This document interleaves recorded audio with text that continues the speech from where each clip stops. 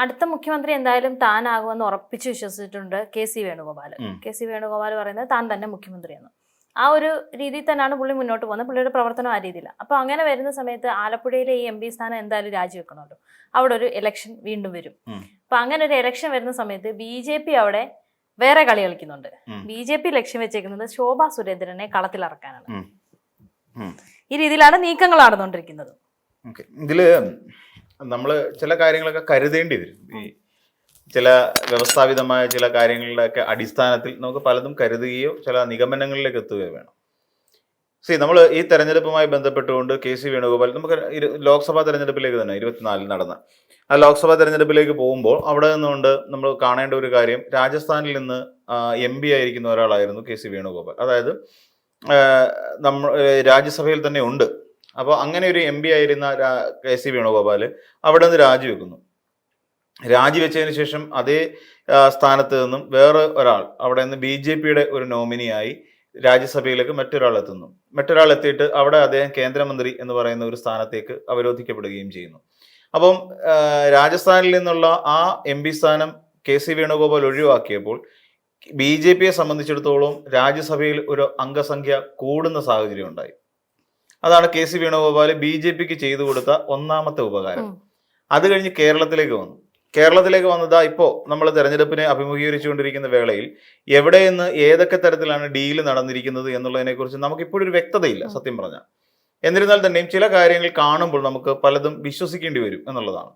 ഇപ്പോൾ നമ്മൾ നിയമമണ്ഡലം എടുത്ത് പരിശോധിക്കുക. നിയമമണ്ഡലം കുപ്രസിദ്ധി ആർജിച്ച മണ്ഡലമാണ്. അതായത് കോൺഗ്രസും BJP-യും തമ്മിൽ അവിശുദ്ധ കൂട്ടുകെട്ടുകൾ ഉണ്ടാക്കിക്കൊണ്ട് തന്നെ മുന്നോട്ട് പോയ മണ്ഡലങ്ങളിലൊന്ന് നിയമമണ്ഡലമാണ്.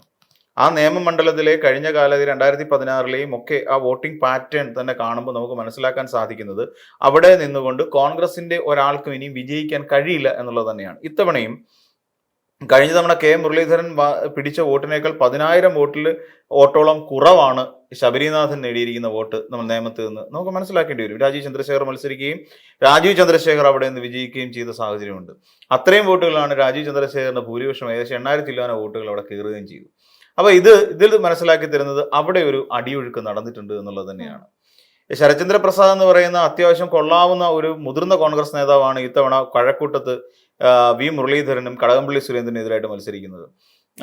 SS ലാലിനെ പോലെ അത്ര ദുർബലനായ ഒരു സ്ഥാനാർത്ഥിയാണ് നമുക്ക് അവകാശപ്പെടാൻ കഴിയില്ല. അവിടെ നോക്കൂ, V. മുരളീധരൻ അവിടെ നിന്ന് വിജയിക്കുന്നു. കടകംപള്ളി സുരേന്ദ്രനെക്കാട്ട് ചെറിയ വോട്ടിന്റെ ഭൂരിപക്ഷത്തിൽ അവിടെ വിജയിക്കുന്നു.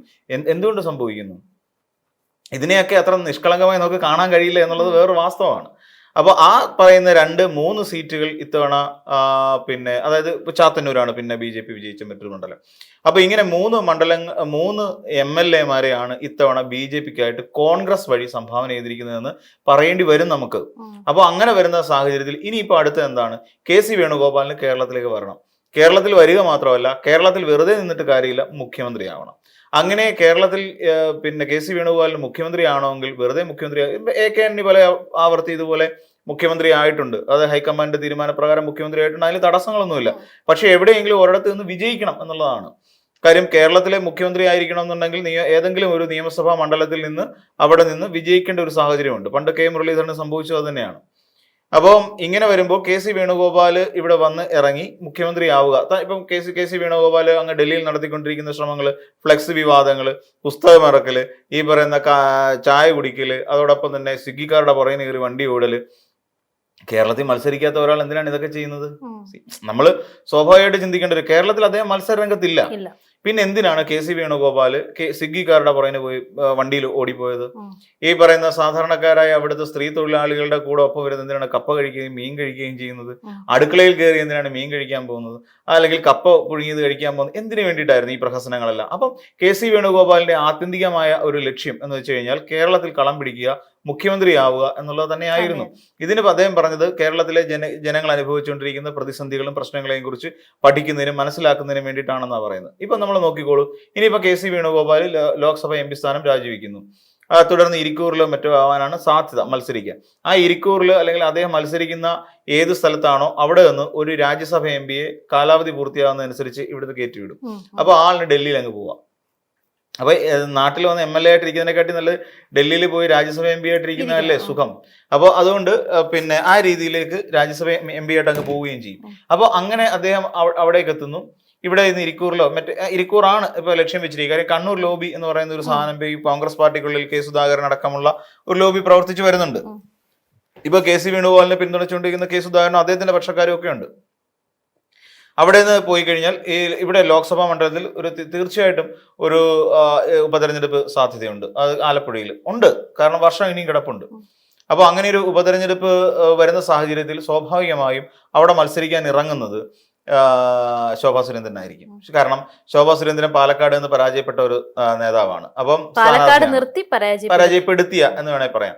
കാരണം ഞാൻ ആലോചിച്ചൊരു കാര്യം, മെട്രോമാൻ E. ശ്രീധരൻ വന്ന് മത്സരിക്കുകയാണ്. Metro man E. ശ്രീധരൻ എന്ന് പറഞ്ഞു കഴിഞ്ഞാൽ രാഷ്ട്രീയമായിട്ട് വളരെ പാപ്പരത്വമുള്ള ഒരു നേതാവാണ്. പിന്നെ തന്നെയല്ല വളരെ പ്രായാധിക്യം ധാരാളമായുള്ള ഒരു മനുഷ്യൻ കൂടിയാണ്. അതൊരു ടെക്നോക്രാറ്റ് മാത്രമാണ്, ഹീസ് നോട്ട് എ പൊളിറ്റീഷ്യൻ.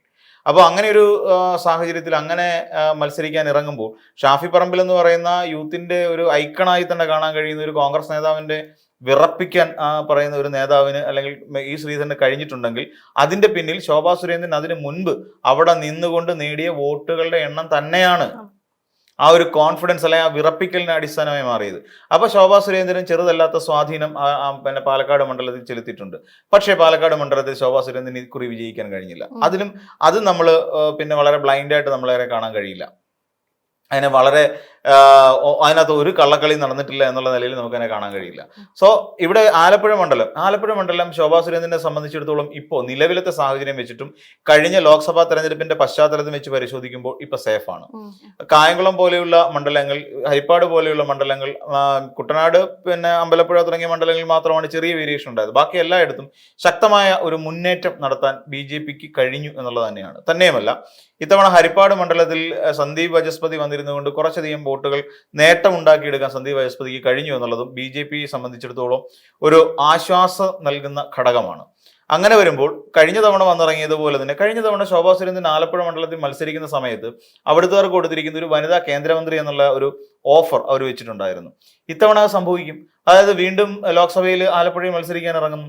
കോൺഗ്രസ്സുകാർ സ്വാഭാവിക ഡീൽ എന്നുള്ള നിലയിൽ നിന്നുകൊണ്ട് അവിടെ ദുർബലനായ ഒരു സ്ഥാനാർത്ഥിയെ അവർ മത്സരിപ്പിക്കും. കഴിഞ്ഞ തവണ KC വേണുഗോപാൽ ശക്തനായ സ്ഥാനാർത്ഥി തന്നെയായിരുന്നു. എന്നിട്ടും ശോഭാ സുരേന്ദ്രൻ നല്ല മുന്നേറ്റം നടത്തുന്ന ഒരു സാഹചര്യം അവിടെ ഉണ്ടായി. എന്നാൽ ഇടതുപക്ഷ സ്ഥാനാർത്ഥി ആരായിരിക്കും എന്നുള്ളതിനെ കുറിച്ച് നമുക്ക് പിന്നീട് ചർച്ച ചെയ്യപ്പെടേണ്ട കാര്യമാണ്.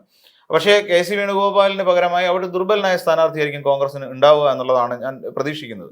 അങ്ങനെ വന്നു കഴിഞ്ഞാൽ ആ മണ്ഡലം കഴിഞ്ഞ തവണത്തെ പോലെ തന്നെ ഇത്തവണ ശോഭാ സുരേന്ദ്രനെ കഴിഞ്ഞ തവണത്തേക്കാൾ കൂടുതൽ ഇത്തവണ സപ്പോർട്ട് ചെയ്യാനുള്ള സാധ്യതയുണ്ട്. അതിൽ കൂടാതെ SNDPയുടെ ഒരു അല്ലെങ്കിൽ വെള്ളാപ്പള്ളി നടേശന്റെ ഒരു വിഭാഗം ആളുകൾ, BDJSന്റെ ഒരു വിഭാഗം ആളുകൾക്ക് ശക്തമായ സ്വാധീനം ഈ പറയുന്ന ആലപ്പുഴ പിന്നെ ലോക്സഭാ മണ്ഡലത്തിലുണ്ട്. അത് മാറ്റിവെക്കാൻ കഴിയുന്ന കാര്യമല്ല. അപ്പം അങ്ങനെ വരുമ്പോൾ കഴിഞ്ഞ തവണ ശോഭാ സുരേന്ദ്രന്റെ തെരഞ്ഞെടുപ്പ് കൺവെൻഷൻ ഉദ്ഘാടനം ചെയ്തത് പ്രീതി നടേശനാണ്. ഈ പറയുന്ന പിന്നെ വെള്ളാപ്പള്ളി നടേശന്റെ ഭാര്യയാണ് അത് ഉദ്ഘാടനം ചെയ്തത്. അപ്പം അങ്ങനെ തുടങ്ങിയ നിരവധി ഘടകങ്ങൾ, അനുകൂല ഘടകങ്ങൾ നിലവിൽ ഇപ്പോ ശോഭാ സുരേന്ദ്രനായിട്ടുണ്ട്. അപ്പം അങ്ങനെ വന്ന് മത്സരിച്ചാൽ തീർച്ചയായിട്ടും ശോഭാ സുരേന്ദ്രൻ ഇവിടെ നിന്ന് പോവുകയും ചെയ്യും. അപ്പൊ നമ്മൾ പരിശോധിക്കേണ്ട ഒരു കാര്യം, കോൺഗ്രസ് BJPക്ക് സംഭാവന ചെയ്തിട്ടുള്ളത് ആരെയൊക്കെയാണ് എന്നുള്ള കാര്യം നമ്മൾ ഈ കോണ്ടെക്സ്റ്റിലാണ് നമ്മൾ പരിശോധിക്കേണ്ടത്. നമ്മൾ നോക്കേണ്ടത് O. രാജഗോപാൽ എന്ന് പറയുന്ന ഒരാളെ 2016 വിജയിപ്പിച്ചുകൊണ്ട് നിയമമണ്ഡലം BJPയുടെ മണ്ഡലമാക്കി മാറ്റിയെടുത്തു.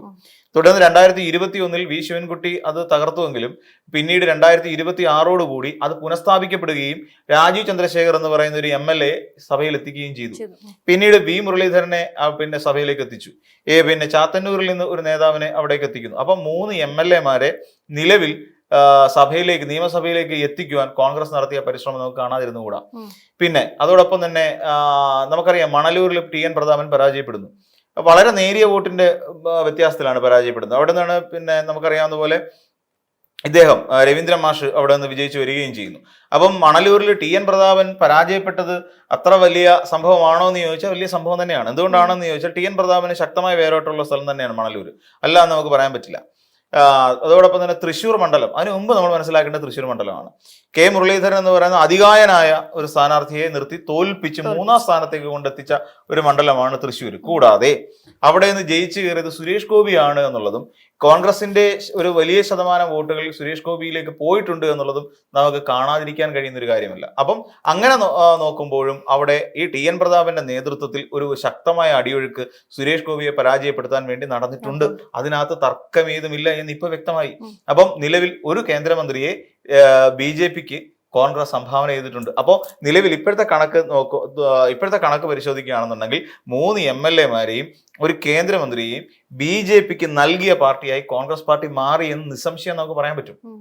ഇത് ഇനിയിപ്പോൾ സംഭവിക്കാൻ പോകുന്നത് ഈ പറയുന്ന പോലെ ശോഭാ സുരേന്ദ്രനെ ഇവിടെ നിന്ന് ആലപ്പുഴയിൽ നിന്ന് കൂടി മത്സരിപ്പിച്ച് വിജയിപ്പിച്ച് അവരെന്തായാലും കേന്ദ്രമന്ത്രിയാവും. അതിന് വേണ്ട പിടിപാടുകളെല്ലാം ശോഭാ സുരേന്ദ്രനെ സംബന്ധിച്ചിടത്തോളം ഡൽഹിയിലുണ്ട്. അമിത്ഷായുമായിട്ടാണെങ്കിലും നരേന്ദ്രമോദിയായിട്ടാണെങ്കിലും പിന്നെ നദ്ദാജിയായിട്ടാണെങ്കിലും എല്ലാവരുമായിട്ടും നല്ലൊരു ബന്ധം സ്ഥാപിച്ചെടുക്കാൻ ശോഭാ സുരേന്ദ്രന് കഴിഞ്ഞു.